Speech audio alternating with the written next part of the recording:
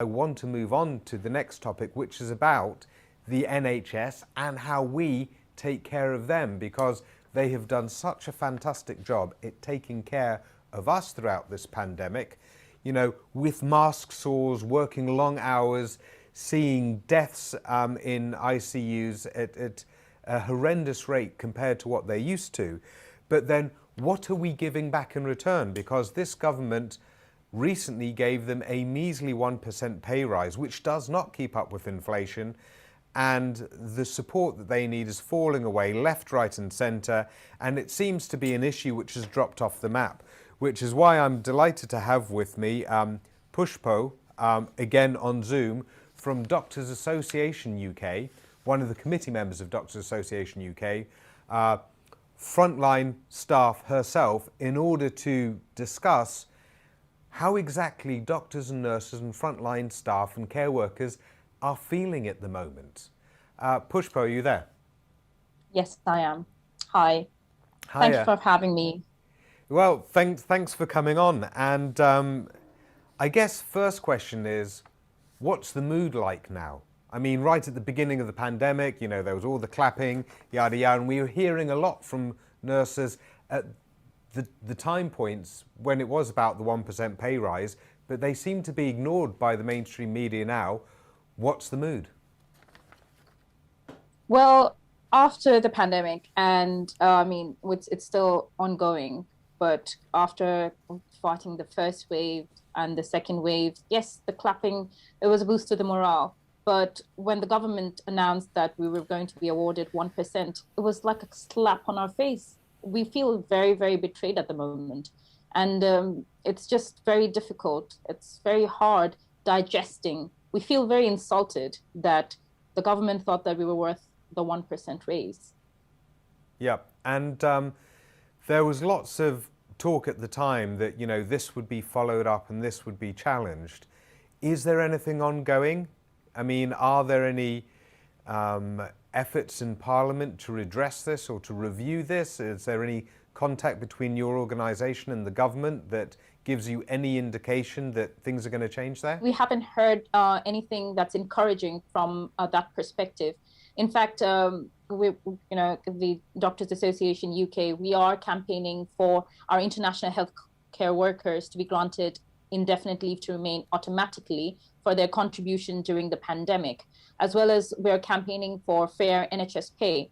So we're constantly campaigning for a respectable pay rise with a COVID bonus, because clearly the government hasn't promised and hasn't, told us that there's an indication for any kind of review of such. Yep. So there are two strands there that I want to focus on. Firstly is nurses and doctors overall, and their remuneration and their other needs. And then there's a separate strand, which is critical as well, which is about the international doctors and nurses and workers in our NHS and how they're being treated in this country versus in comparator countries. So to focus on the first one first, was it not said very recently that there will be no bonus for frontline staff? There will be no COVID bonus for frontline staff.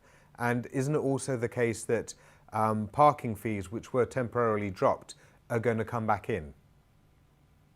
Yes, that's correct. The parking fees are actually already back in certain trusts, and the COVID bonus, even I think yesterday's paper, they've confirmed that nurses are not going to receive any kind of COVID bonus, which is a shame, really, because here we are having risked our lives, now being told that there is going to be nothing.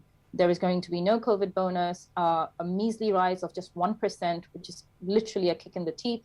And, and also international healthcare workers. There has been no effort from the government to say that we're going to be granted indefinite leave to remain automatically, even though many of the doctors that have lost lives have an international background.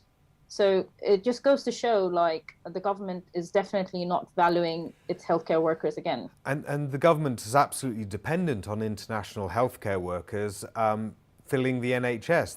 There's been huge recruitment drives in order to plug the gaps, because the government hasn't taken care of our own pipelines. So we're critically dependent on people from all over the world that want to come and save our lives in our country here.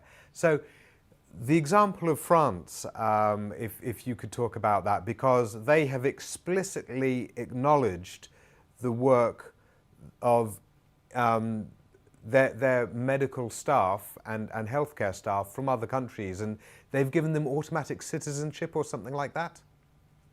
Yes, that's correct.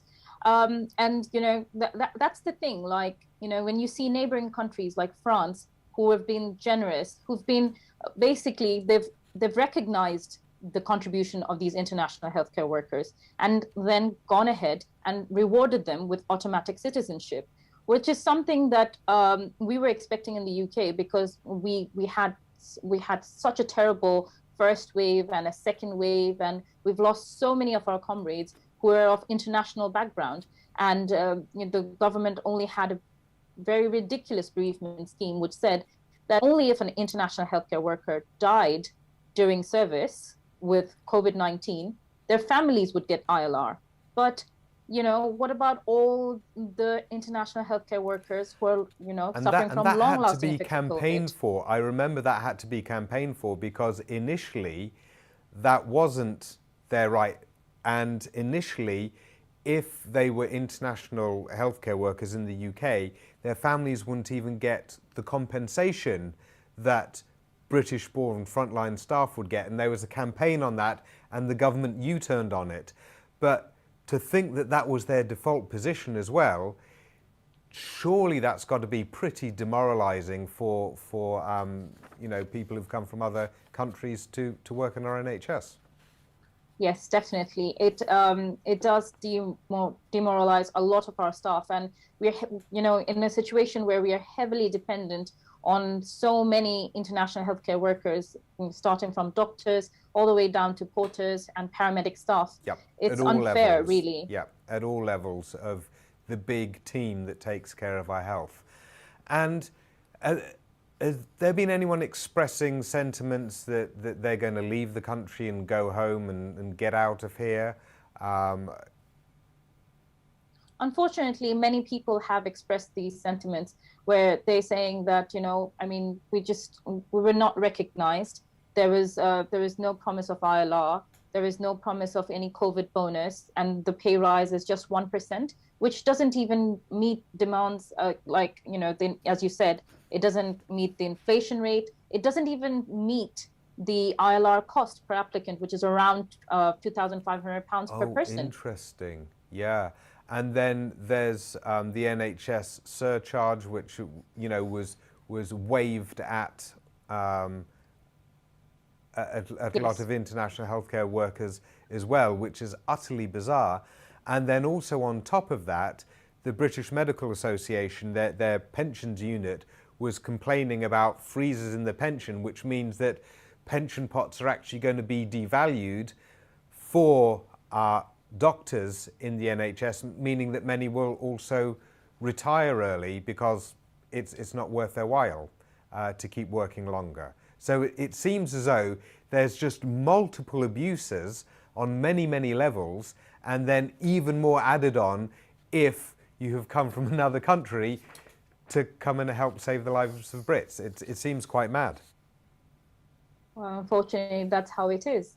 And it's just a shame to really think that the government comes ahead and says, well, this is what we can only afford, only a 1% raise. Whereas you have news, and even the National Audit Office has come forward and said that billions have been spent on PPE contracts. Yes. That went to people who supported the Tory government, whereas they don't have money to give the healthcare workers who've risked their lives for the pandemic. Actually, So Kaylin, could you bring me the newspapers there on the side? Because this has been covered in the news today. Yep, so here we go. Just in the news today is they're taking the PPE, and it says more than 3.5 billion of taxpayers' money may have been corruptly given out by the government to companies during the PPE crisis at the start of the pandemic. At least 73 contracts last year, 1 in 5 of those awarded merit further investigation for potential criminality. So when you bear that in mind, and also, you know, we have on Byline TV before, on this board behind me, which now reads Greed, gone through a flow diagram of the PPE where 12.5 billion was spent to buy 2.5 billion pounds worth of PPE. So much spent, you know, 6-fold inflation on prices, and then a lot of those going to their mates who are, you know, now sitting around in newly purchased properties. So surely, I mean, I would imagine that that also rubs at the NHS staff, that they see so much money going off at the top level to friends, but they themselves who really need the money and have been putting their lives on the line just aren't getting it. Yeah, I definitely agree. And, you know, and when you see that the healthcare workers were queuing up at food banks because, you know, we're not being able to make our ends meet. And here we are hearing about all this news where they had the money for that, but none for us. Yeah. Which is heartbreaking, very demoralizing. And I worry about the frontline healthcare workers as well, in terms of mental health and having enough resources for that. And also those that have caught coronavirus now have long COVID, with this government still hasn't recognised it as an occupational disease like they have on the continent. You know, recognise that you're in higher danger from catching coronavirus and developing long COVID if you're actually in that environment where you're at risk. And this has been acknowledged by many European countries, but still not in the UK. So where's the support for those nurses and doctors and other staff in that environment? And yes, and I'd like to add to that, that international healthcare workers, if they develop long COVID and it results in them not being able to carry out with their services, they actually face the risk of deportation, which is again unfair because we caught COVID during the pandemic. We're now suffering from long COVID, and then we are also at risk of deportation because we are not fit for service. And could be deported, presumably with their families after. Yes. Right, okay, that's a specific one that I want to follow up on. I mean, that's quite horrendous, and I think that needs particular addressing itself. Many thanks for coming on, and I'd like to talk to you after the show about some of those issues, particularly this idea that you could be deported as a foreign NHS worker if you catch coronavirus while trying to save people from coronavirus. That's nuts, and that really needs to be tackled very, very specifically. Thanks ever so much. Thank you.